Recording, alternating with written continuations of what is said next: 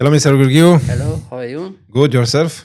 Well, we try to continue with our friend, Perfect. with People, Bobby. Now, the audience like your analysis and Bobby games. So we see now in yeah, Buenos we Aires, see a 70s, very nice game against Schweber. Schweber. He was a very strong international master from Argentina, and they played one of the main lines of the French defense. As always, bishop c4, b4 and c5. Okay, here after a3, he took, of course, in c3 we check now. Yes. Took and queen c7. And here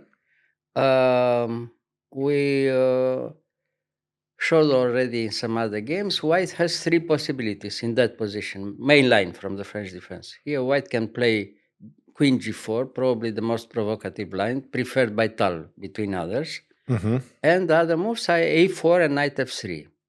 A4 and knight f3 are a little bit more positional, but also very good for white. I mean, it's possible, and white has to try to show that white is a little bit better after the opening. Okay, knight f3. And after knight f3, the idea after knight c6 is very clear. White tries to put immediately the bishop on the long diagonal, by playing a4. The idea is bishop a3 controlling the diagonal, like this. Yeah. Mm-hmm. So, all right, bishop e2 first, no, of course. What? Bishop d7, yes. Bishop e2 first in order to make To castle, to yeah. castle. Yeah, Okay. yeah, of course. Yeah, and now castle and knight g7 and a4, yeah. That was the idea after a4, trying to come with the bishop, the angle. So black has to, to do something quickly, to not to avoid too much. So, okay, and here after knight a5, Bishop e2. rook e1, Rook yes, e1, rook yes. e1, he took in d4, trying to get very active position later on the c file and so on. But white is a little bit better because for the moment with the two bishops, he has more tactical chances. Not immediately, but for later on, we'll see. Okay, so until now everything is clear. So this knight is here Knight to stop. c4 is against this idea with bishop a3. All right, bishop d3 and h6. H6 is against knight g5. If the knight comes to tempo to g5, the position could be critical for black. If black allows this, immediately, the weakness from f7 could become dangerous for black, you see. So, of course, castle king side is already too much, gives too much for white. So he has to try to castle on the other side, as we'll see in the game. So, okay, knight d2. Knight d2 is a normal move because the best piece for black is the knight from c4. C4. Here, by playing knight d2, white threatens two things. Taking c4 with the knight and then bishop e4, and a little bit better for white, or maybe even more dangerous, taking with the bishop in c4 and then knight e4 with the idea knight d6 check. And this is very unpleasant for black, Mm-hmm. Okay, so black takes first in d2, bishop takes d2. Now it's clear white has two bishops and better position. But it's not easy at all. The position for black, can resist for the moment. It's nothing decisive. So Bobby took with the bishop. He No, is no longer. he took with the bishop. Now he's controlling the square a5 against knight a5, and for the moment he has two bishops, and he has to move. In a tactical way by threatening something all the time. Okay, so he found this idea, which is not very complicated, but we see is very nice. The idea of later on in the game. You see. Okay. Now is a small weakness with g6, but again, nothing decisive. White is better, but we can't say that white is winning. White is clearly better. Okay, we'll see what happens. G6, rook e3. Rook e3, again, the rook comes immediately in g3 or f3, or maybe even in h3 to provoke another weakness after h5. But in the game was not necessary to play like this. Okay, rook e3, and now here black could castle on the other side. For the moment, the king is safe, it seems. Yeah. Yeah. Far away, for the moment is all right. Yeah. So, okay, rook g3. After the game, they discussed the position, and his opponent had the idea that White made a small mistake by playing first rook g3. And he said, "Mate, well, probably was even better to play immediately rook f3. But in reality, rook g3 provokes the continuation from the game. I mean, it was played with purpose, like this, rook g3.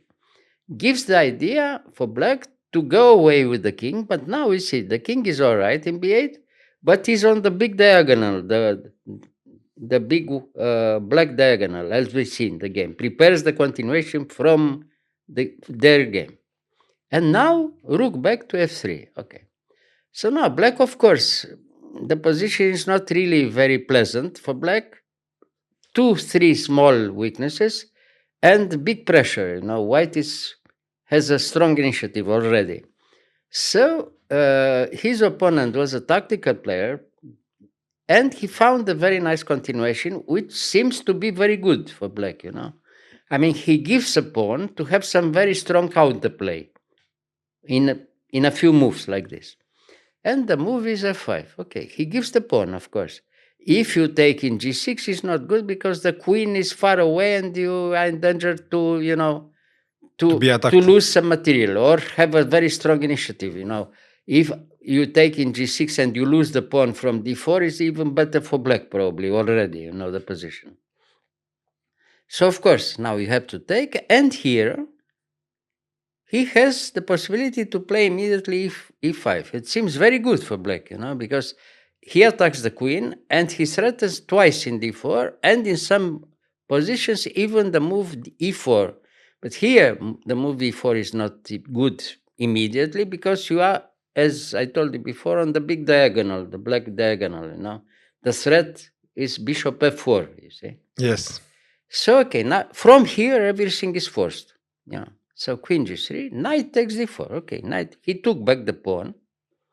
And it seems that black has a strong counterplay already, Knight takes d4, no? Yes. Knight yes. takes d4. And here, okay, the only good move, rook e3. Okay, the position is clear. Everything is well prepared now. And right here, of course, he attacks twice in e5. If you lose for nothing the pawn from e5, the position is very bad for black. But black is moving here, has to move. And he pushes the pawn, normal, you see. And look there, the combination prepared by Bobby. Not very difficult, but very nice, very beautiful. Rook takes e4, of course. Normal move. Now, if you take back, bishop f4 with tempo, and black is losing by force, Yes. So, of course, he plays the only good move, queen takes g3. And now the second small surprise. He doesn't take the queen, he takes the knight, because he takes back the queen with tempo later on, but every position with pawn up for white is winning in endgame, you see. He had to calculate this, but, by such a level, it's very easy, you see. Now look at this. Black has still the queen on board, but the queen has no place to go. I mean, you lose the queen with black. You have to give back the queen. So you have to find the possibility to give the queen back in the best way. How? Only in g4, because at least by giving the queen in g4, you have still the exchange. I mean, the exchange for some pawns.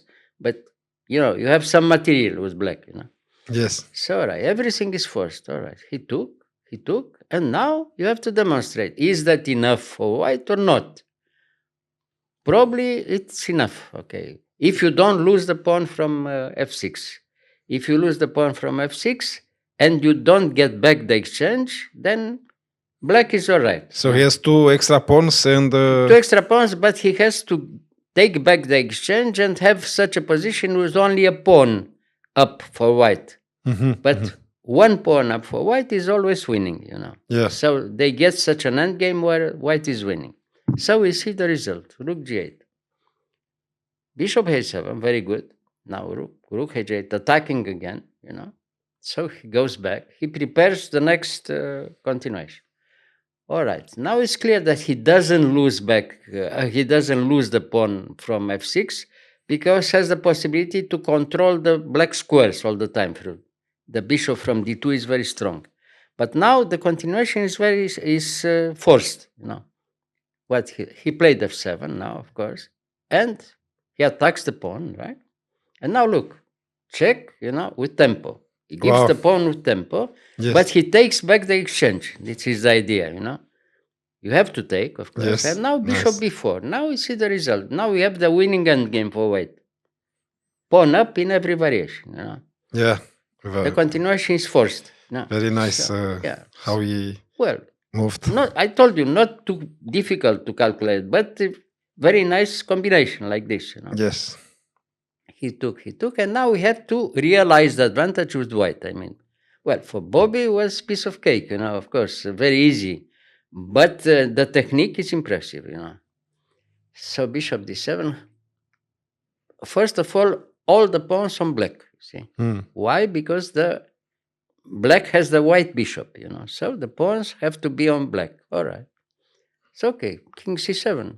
The only way to come on the central squares, So white plays king f2, and now he has to move a little bit the majority on the king side, If he has time to do it in the right way, white is winning, and we'll see how.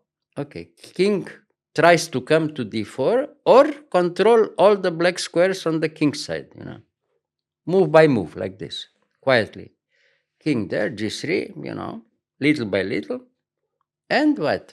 King c5, the only possibility to resist, So f4. Again, everything on black, you see?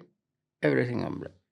And now, bishop g4, rook b1, yes.